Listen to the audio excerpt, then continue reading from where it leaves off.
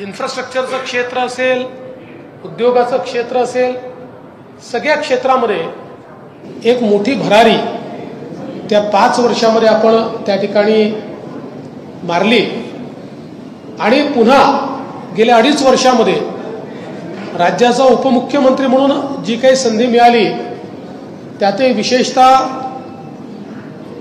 ऊर्जा विभाग असेल, इरिगेशन विभाग असेल, होम असेल, गृहनिर्माण असेल, अशा अनेक खात्यांचं काम करताना ऊर्जा विभागामध्ये तर पुढच्या 25 वर्षाचा रोडमॅप ऊर्जा विभागाचा आपण तयार केला आहे आणि पुढच्या 2 ते 3 वर्षात ही परिस्थिती येईल की पहिल्यांदा उद्योगासहित सगळ्या प्रकारचे इलेक्ट्रिसिटीचे दर हे आपण कमी करू शकू अशा प्रकारची आज व्यवस्था ही ऊर्जा विभागामध्ये आपण उभी केलेली आहे।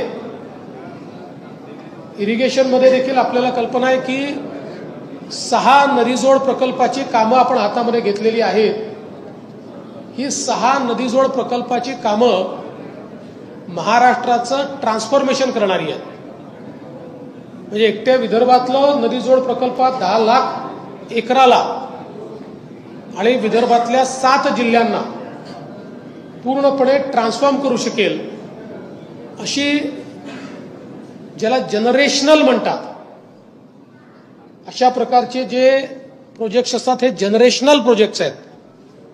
असे प्रोजेक्ट्स हे सगळे आपण हातामध्ये घेतलेले आहेत।